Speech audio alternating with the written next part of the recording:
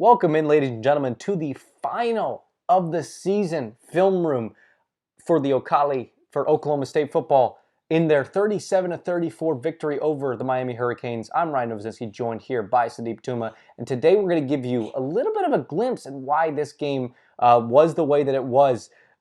Specifically, we're going to start here, obviously, with just the connection from Spencer Sanders to Brennan Presley. And he had that going for all day, it seemed like, right? 3 touchdowns for the youngster there. And, Sudeep, when you look at this play, especially this one right here, I mean, it puts on display the connection that these two guys have, doesn't it? Yeah, it's something. I mean, they didn't get a lot of chemistry, a lot of on-field chemistry all season long. Mm-hmm. But you saw it here, man. They were clicking. The timing was great. Everything. These two guys are great. And yeah, we start here with Tamar in the middle, Brendan Presley in the slot. You see the 3 receivers set to the left, but as soon as Spencer calls it, motion to the right, Tamar goes to the right, and as soon as that happens, you see Miami shift over. You see that it's a zone coverage, right? It's man-to-man. You see the man running along with the wide receiver. But here it's obviously Tamar out to that side. Now you got the 2 receivers, Brendan Presley in the slot, and Spencer calls hike, and you see 5-6 guys, the stunt from Miami, and the ball goes right to Presley. But watch Spencer. I mean, he just he's sticking that side the whole time, right? He's looking that side, immediately just lets the ball go, and Presley's there out in the open field, so explosive. So he puts his foot on the ground and just goes, right? I mean, you see the speed, you see the athleticism, the quickness, everything, all the traits from this guy. I mean, when you talk about all the hype with him, this is what it starts with, right? You see that, foot on the ground, in open space. Get guys like this the ball in open space. But here's where you really see the intelligence and how this play is made. When you got the Tay Martin, the motion over to that side, watch it, right? You got the 2 in-breaking routes from Logan Carter and Tay Martin. You got Dylan Stoner just running clear out down the field. But watch Brendan Presley, once again. You see him in the slot, and Miami's in that cover 2 look, zone look, like we just talked about. And Presley looks like he's going to run a little out route, a little bit of corner. But instead, he just breaks it off and stops right here, right? It's subtle, but right here, if he runs a little too far, DJ Ivey, the corner on the left, will pick him up, shut him out, and there's no open guy. But right here, he settles down for just a second. Spencer sees it. That's good timing and chemistry and smartness from a wide receiver. And from there, Presley catches and goes. But this is the difference between, good, explosive talent, just guys who are really fast. Why are all fast guys not good? Because not all of them understand this, right? When you're playing against the slot, you're playing against the zone. The smart receivers will understand where to slow down, settle in the zone, give your wide receiver a little bubble to just throw it into. Smart receivers are like quarterbacks, playing that wide receiver position. And here you see it from Presley, just settles down in that zone, goes out, and you see. I mean, you watch Carter and Tamar on the other side. They're not really open, but you see Presley. He's open here, and he goes a little farther, and he's probably not that open. Yeah. But he stops right here. Spencer throws just a little bit behind Presley, which is perfect because, away from the coverage. Mm-hmm. And great job at Presley, not just, looking, okay, can I get the ball, secure it, and then go. He's ready. As soon as he gets it, he's pressing the X button. He goes, little moves and just out in the field. Yeah, exactly. Dyson threw that defense too, right there. Obviously, you see that, and the connection there. You saw it from them. It's going to be something fun to see in the future for these two. I really think so, especially going into the next season for this dynamic duo right there of Spencer Sanders and Brendan Presley. And going on the opposite end of the spectrum here, we got Miami's offense, right, and how they were able to attack OSU all day was really interesting, right? Yeah. Where it was a combination of some of these bubble screens like we talked about, but then in addition to that, it was also, in a way, there was also some downfield launches where you saw it really thrive for this Miami team. So let's take a look at 2 plays here from 2 quarterbacks, right? Obviously, Derek King going down, and see how Miami was really able to put pressure on OSU. Right, and this is where you see, the progression. Right now, mark it, right? First quarter, 50 seconds. This is what Miami does, during the season. A lot of bubble screens, a lot of QB counters, and that sort of thing. But just watch it here, right? I mean, first off, watch number 9, Brevin Jordan, the tight end, right? I mean, usually you don't put tight ends out that wide, right? Mm-hmm. But he is constantly out there, and a lot. Obviously, you put tight ends out there sometimes, but he is out there like a wide receiver. Yeah. And, watch the play, right? I think it looks like OSU's kind of, they got this, right? I mean, they got 2 guys right there. Quick bubble screen. Derek King, easy read. You just throw it, right? Mm-hmm. Out to him, to Brevin Jordan. Again, a tight end. But watch Trey Sterling and Jarek Bernard-Converse. 2 guys, right? And then against 2 blockers. The math is simple, right? You go. But watch Amen, right? He drops out a little bit, looks a little bit of zone. And the amount of time it would take for him to get from there to Brevin Jordan is a long time. And again, This is a tight end. So it's not like you have Christian Holmes or another cornerback Mhm. who's, breaking on that ball and going and has the athleticism. Yeah, Amen's a lot more athletic than most linebackers, but still he's a linebacker, right? Right. And Brevin Jordan's a very athletic tight end. So you get there, and by the time anyone is able to, get a hand on him, 8 yards, good 10, 11 yard completion. And that's really the reason we bring this up, first off, before the second one, is this is what Miami did so well. And even when OSU was in man-to-man coverage, I mean, let's pretend that this was man-to-man coverage, right? Mhm. And Amen's covering Brevin Jordan out there, and Trey Sterling's on the blocker, and Jerry Bernard Converse on another blocker.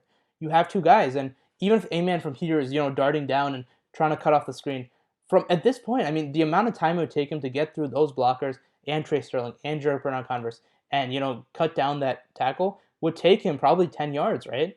It takes some time. That's the traffic you go through from man to man. So what I'm saying is Miami just kept doing these kind of things again and again.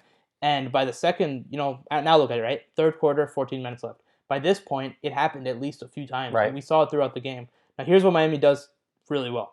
You see it, 4 receivers to one side. Mike Harley, the explosive slot man. Mhm. First of all, explosive, just with the ball in his hands. But Miami's, faking that screen, right? Real quick.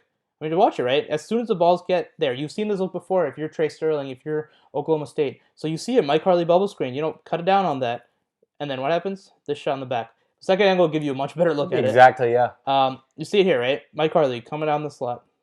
Sorry, coming down the bubble screen, and you see him just bubble out there. And Brevin Jordan, number 9 again, same guy, does a very good job of faking the screen. They all sell it so well. Right. By the way. Right. Exactly. And you see how many guys are here. I mean, Trey Sterling, safety, is all the way up there. You got 4 guys, 3 defenders. Again, this is a numbers game, right? And then you see it, right? 3 blockers.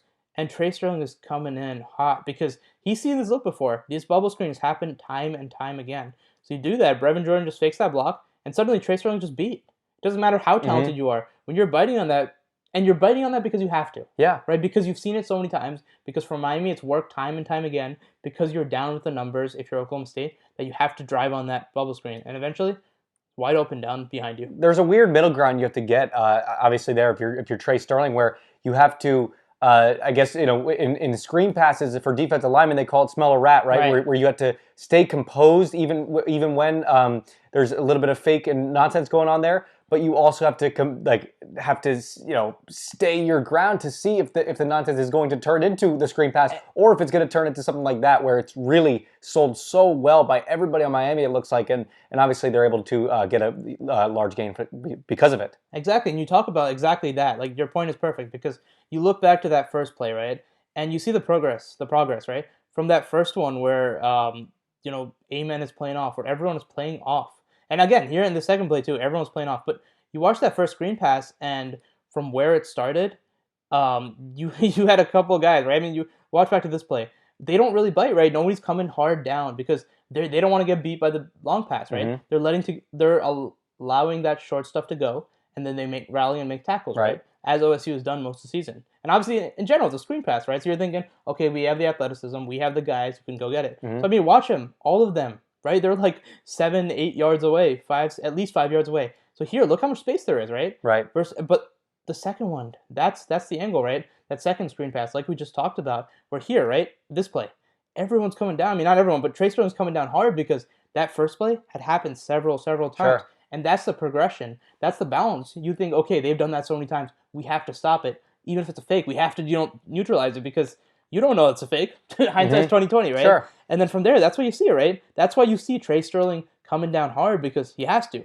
And from there, that's where you see that open right behind you. That's where you see Miami, their bread and butter right there, obviously, and a little bit of trickery there too, as well, and selling it really well for the Hurricanes. Going back to OSU's offense and the connection, where there's 2 wide receivers that we're going to look at today. Obviously, we looked at Brandon Presley already. Tay Martin's another one who impressed. The 2 leading receivers for OSU in this Cheez-It Bowl victory. And you see another connection here.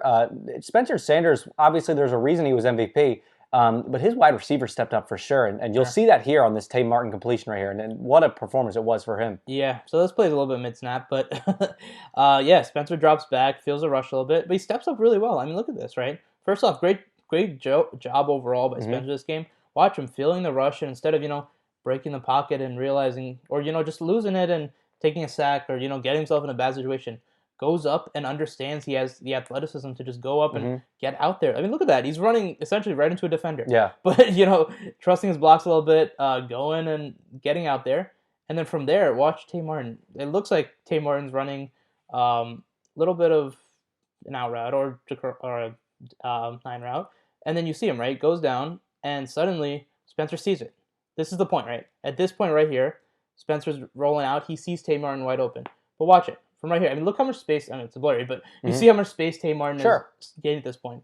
This ball is underthrown by Spencer. And Spencer did this a few times, which was a little bit off.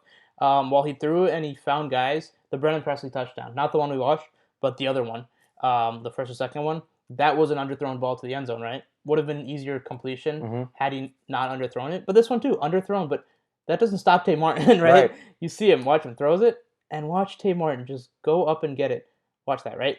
This is what I'm talking about. High pointing the ball. Yeah, At incredible. this point, he look at this is the amount of separation. This would have been a long touchdown had it been thrown, Easily. on dime. But again, I'm not gonna put that completely on Spencer. That's a difficult throw on the run, But watch him, right? At this point, to go up, just not even, not slow down and let the ball come to him, not, go, garnish a PI, to go up, jump up, and watch him. At this point, this looks like Tylen Wallace, right? Going up and catching the ball, high pointing it, being strong hands, come down without the ball, no shake or anything. Yeah, and that's sort of a glimpse into the future for this OSU program. Obviously, we talked about Tay Martin's ability to high point the ball in the podcast, and my goodness, like it would look like a little baby Tylen Wallace, right? When with his ability to do that. So you can definitely see some glimpses into the future for both him, Brennan Presley, and some of these other football players during this Cheez-It Bowl victory for OSU. And it was on display all afternoon. And what a victory it was, Sure. Yeah, 100%. So that is all we have for you guys today. Thank you for tuning into the Film Room, our last Film Room of the year. Continue to follow our coverage at Okali on Twitter, at Okali Sports on Twitter, and Okali.com. I'm Ryan Novozinsky, joined here, as always, by Sudeep Tumma. Have a great day.